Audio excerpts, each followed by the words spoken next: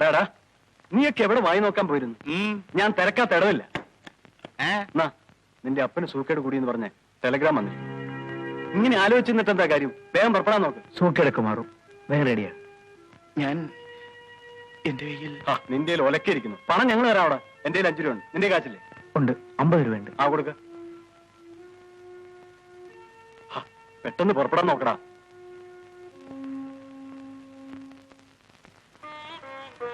അപ്പ ഇപ്പൊ എങ്ങനെയുണ്ട്? സുഖമുണ്ടോ? പറയൂ അപ്പ. ഡോക്ടറെ കണ്ടോ? മരുന്ന് വാങ്ങി കഴിച്ചു? അപ്പച്ചന്റെ അസുഖത്തിന് മരുന്നില്ല മോനെ. അസുഖം ശരീരത്തിനല്ല, മനസ്സിനാ. അപ്പൻ എന്താണ് ഈ പറയുന്നത്? എന്റെ മക്കൾക്ക് വേണ്ടത് കൊടുത്തു വളർത്താൻ എനിക്ക് കഴിയാതെ പോയി. അതിലാര് പരാതി പറഞ്ഞു? നമ്മുടെ നിവൃത്തിയോട് ഞങ്ങൾക്കറിയില്ലേ?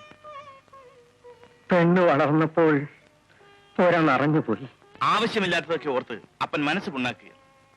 അവളെ ഞാൻ കെട്ടിച്ചുവിടും. അവൾ എന്റെ സഹോദരിയല്ലേ അപ്പ? ഇല്ല മോനെ, ഇനി നിനക്കതാവില്ല. അവൾ ആ വിഷക്കായ തിന്നു കഴിഞ്ഞു. അതേടാ, അവൾ ഗർഭിണിയാണ്.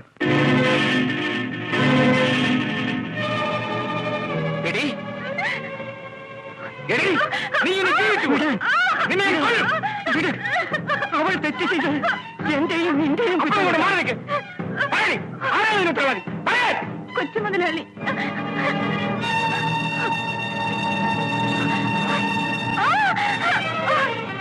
ഇവൾ ആരാണെന്നറിയാം? നിന്റെ പെണ്ണ്. അതെ, ഇന്നിവൾ ഗർഭിണിയാണ്. അതിനിവളുടെ കല്യാണം കഴിഞ്ഞില്ലല്ലോ. ഒരു കാര്യം ചെയ്യാം. ഒരു ഡോക്ടർ ശിവദാസൻ അറിയോ? ഈ കേസിൽ എക്സ്പെർട്ടാണ്. നീയാണ് ഇതിന് ഉത്തരവാദി.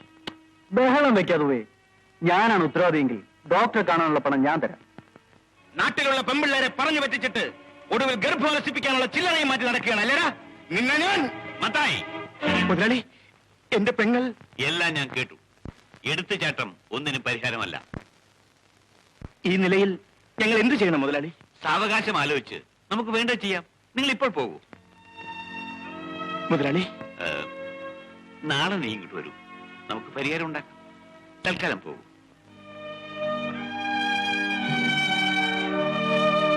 എടാ, മനുഷ്യനായ തലച്ചോറ് വേണം. നടക്കാൻ പാടില്ലാത്ത നടന്നു. കാരണമായിട്ട് നിന്റെ പേര് മാത്രമേ പറയാനുള്ളൂ. അപ്പച്ച, ഞാൻ നിനക്ക് പങ്കില്ലെന്നാണ് പറയുന്നത്. എടാ, ഇത്തരം പ്രശ്നങ്ങൾ ഉണ്ടാകാം, സ്വാഭാവികമാണ്. അതിനെ അതിജീവിക്കുന്നതിലാണ് ബുദ്ധി. നിന്റെ മാത്രം പേര് കേട്ടിട്ട് വേറെ 4 പേരോട് കേൾപ്പിക്കണമായിരുന്നു. അതിനാവശ്യമുള്ള പണം നീ ചെലവാക്കണം. പോ.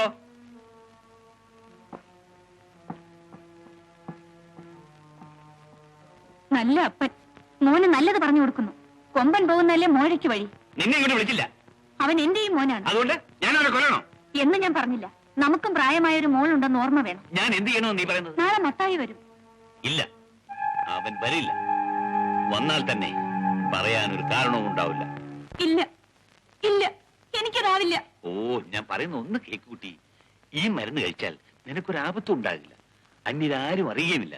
നിനക്ക് ആവശ്യമുള്ള പണം ഞാൻ തരാം. വേണ്ട മുതലാളി, എനിക്ക് പേടിയാവുന്നു. പേടിക്കാനൊന്നുമില്ല മോളെ. ഒരു കുഴപ്പമുണ്ടായില്ലെന്ന് ഞാനല്ലേ പറയുന്നത്. ഇല്ല, ഞാൻ കഴിക്കില്ല. ഇല്ല എടീ, ഞാൻ പറയുന്നതനുസരിച്ചാൽ നിനക്ക് നിന്റെ കുടുംബത്തിന് ജീവിക്കാം. ഇല്ലെങ്കിൽ വളരെ സാവകാശം ആലോചിച്ചെടുത്ത തീരുമാനമാണിത് അല്ലേ അലക്സാണ്ടർ? നിന്നെ അനുസരിക്കാതെ തന്നെ ഞങ്ങൾ ഇവിടെ ജീവിക്കാം. അത്ഭുതമായി. ഞാൻ പറയായിരുന്നു ഇങ്ങനെയും ആകാമല്ലോ എന്ന്. ഒന്ന് പറഞ്ഞു നോക്കിയതായിരിക്കും. ഇത് നിങ്ങളുടെ കുറ്റമല്ല അലക്സാണ്ടർ. നിങ്ങൾ പ്രതിനിധീകരിക്കുന്ന മുതലാളി വർഗത്തിന്റെ തകരാറാണ്. അതിൽ മനുഷ്യബന്ധത്തിന് വിലയില്ല. സ്ത്രീത്വം മാനിക്കപ്പെടില്ല. പക്ഷേ ഞങ്ങൾ പാവങ്ങളുടെ വർഗത്തിൽ ഇതൊരിക്കലും നടക്കില്ല. പട്ടിണിക്കാരാണെങ്കിലും ഞങ്ങൾക്ക് ജീവിതം പവിത്രമാണ്. ഓ, അപ്പോ നിന്റെ പെങ്ങളെ എന്റെ മരുമകളാക്കാൻ തന്നെ തീരുമാനിച്ചു. നിങ്ങളുടെ മകനാണ് ഇതിന് കാരണക്കാരനെങ്കിൽ അത് തന്നെ നടക്കും. ഇല്ലെങ്കിൽ എന്റെ പെങ്ങൾ നിങ്ങളുടെ മകന്റെ വിധവയായി പ്രസവിക്കും. രണ്ടിലൊന്ന് തീരുമാനിക്കാതെ നിങ്ങളെ ഞാൻ വിടില്ല. നീ എന്നോട് എതിർക്കറ.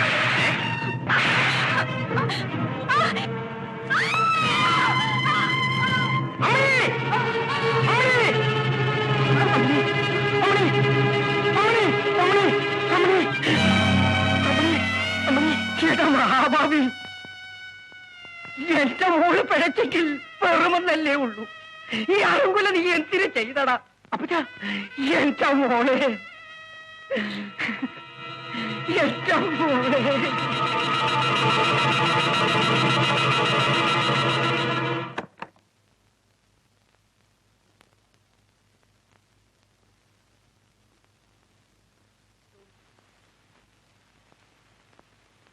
നിന്റെ അപ്പനെവിടെ? പുറത്തു പോയിരിക്കുന്നു. നിന്റെ ആങ്ങള? അച്ചായനും ഇല്ല. മാത്യൂസ് ഇരിക്കൂ. ഇരിക്കാനല്ല ഞാനിവിടെ വന്നത്. എനിക്കറിയാം, പ്രതികാരം ചെയ്യാൻ. ചെയ്യാത്ത തെറ്റിന് ശിക്ഷ അടിച്ചേൽപ്പിക്കുമ്പോൾ ആർക്കും പ്രതികാരം തോന്നാം. സിസിൽ പറയുന്നത് സത്യം. അത് മാത്യൂസിന് മാത്രമല്ല, മറ്റു ചിലർക്കും അറിയാം. നിരപരാധികൾ ശിക്ഷിക്കപ്പെടുന്നതും ശക്തിഹീനർ അത് കണ്ടു നിൽക്കേണ്ടി വരുന്നതും പറഞ്ഞറിയിക്കാവുന്ന ദുഃഖമല്ല. അല്ലേ മാത്യൂസ്? ഞാൻ പോകുന്നു. നിൽക്കൂ, ഒരു കാപ്പി. വേണ്ട. സ്വയം രക്ഷപ്പെടാൻ പോലും കഴിയാത്ത ഒരു അടിമയ്ക്ക് മറ്റൊരാളെ രക്ഷിക്കാനാവില്ല.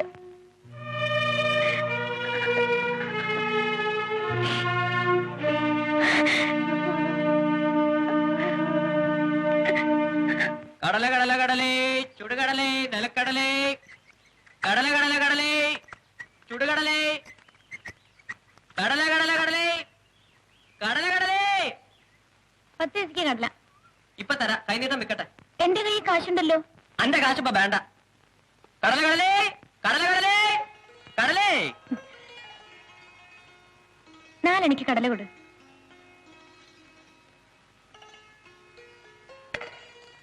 ബിസിനസ് ഇഷ്ടം പോലുണ്ട്, പക്ഷെ നമ്മൾ കൊടുക്കൂല.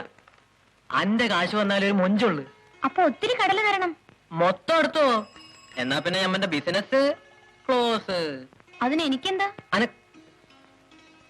കാശ് അനക്കൊന്നുമില്ല. അപ്പൊ പിന്നെ അന്നെ കെട്ടാൻ കാശ് എവിടുന്ന? എന്നെ കെട്ടണ്ട, വേറെ പെണ്ണിനെ കെട്ടിക്കോ. അല്ലോ, ഞമ്മള് ചുമ്മാ പറഞ്ഞതാ. ഞമ്മള് വേറെ ആരും കെട്ടൂലെന്ന്. സത്യമായിട്ടും? സത്യം. അപ്പൊ നമ്മളെ കയ്യിലടിച്ച് സത്യം ചെയ്യേ, ഇല്ലെങ്കിൽ നമ്മള് ബോധം കെടും. സത്യം സത്യം സത്യം. ആമിന, ഈ ദുനിയാവില് ഞമ്മക്ക് സ്വന്തക്കാരാരുമില്ല. ബാപ്പാനും ഉമ്മാനും കൂടെ നമ്മൾ കണ്ടിട്ടില്ല. ഞമ്മക്ക് വിവരം വന്നപ്പോ കണ്ടത് അന്റെ ഉപ്പുപ്പാനെയാണ്. ഞമ്മളീ തടി ഉണ്ടല്ല, അതും അന്റെ ഉപ്പുപ്പാന്റെയാണ്. ഇതൊക്കെ ആര് ചോദിച്ചു? ഞമ്മള് പറഞ്ഞെന്ന് മാത്രം. അന്നേം അന്റെ ഉപ്പുപ്പാനെ ഒരു ദിവസം കണ്ടില്ലെങ്കിൽ ഞമ്മക്ക് ഉറക്കം വരൂല. എനിക്കും എപ്പോഴും കാണാൻ കൊതിയാണ്.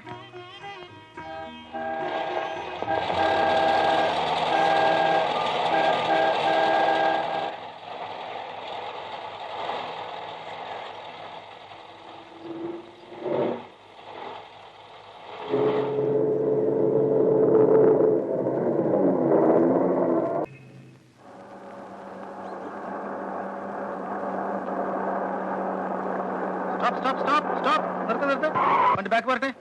Reverse reverse. മതി മതി മതി മതി, നിർത്ത്.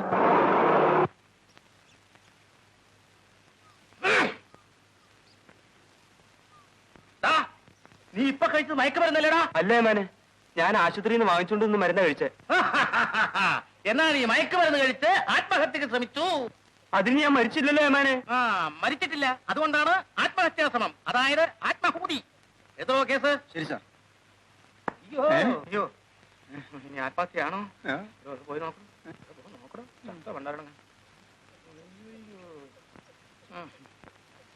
അങ്ങത്തെ ഇവൻ ചത്തിട്ടില്ല. ചാവണ്ട, പോസ്റ്റ്മോർട്ടം കഴിയുമ്പോ ചത്തോളും. എന്റെ അമ്മച്ചി ഇവൻ രോഗിയാണോ?